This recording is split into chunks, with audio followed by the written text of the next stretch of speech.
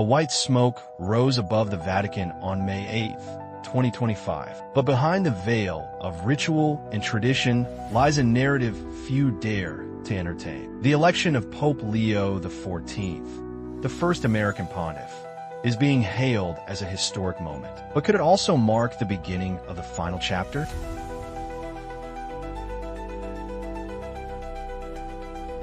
According to a 12th century text attributed to Saint Malachi, a list of 112 popes was prophesied. The final figure?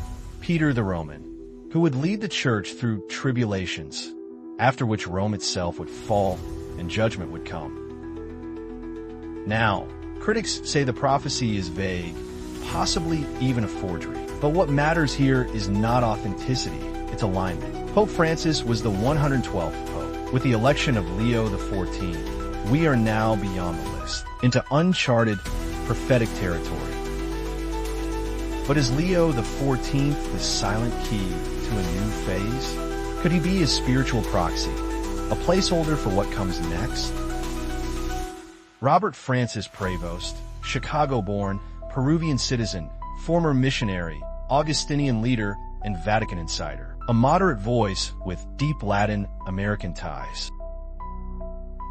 He is calm, measured, uncontroversial, and yet he now holds the most symbolic spiritual office on earth at a time of global fracture. He was not the favorite. His rise was quiet, swift. He was made cardinal only in 2023. Why him? And why now?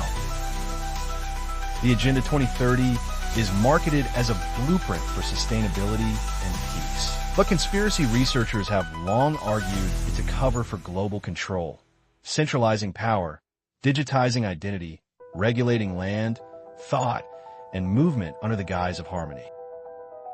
Pope Francis brought the church closer to the goals of the UN. Now, Pope Leo XIV, a man of bridges, may be the one to complete that alignment. Just last week, Donald Trump shared an AI-generated image of himself dressed as Pope. A coincidence or a signal? Trump was quick to congratulate Leo XIV, but is this admiration or orchestration?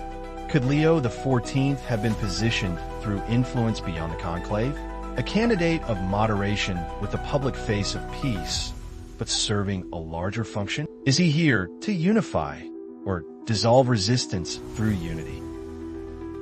Leo XIV is Jesuit-aligned, Augustinian by oath, two orders known historically for strategy, structure, and global reach. In times of chaos, the Church has often played roles far beyond spiritual healing. And with technocratic systems rising, social order fracturing, and morality becoming programmable, perhaps now, the Church is being reprogrammed to serve as a new spiritual interface between man and machine, faith and system.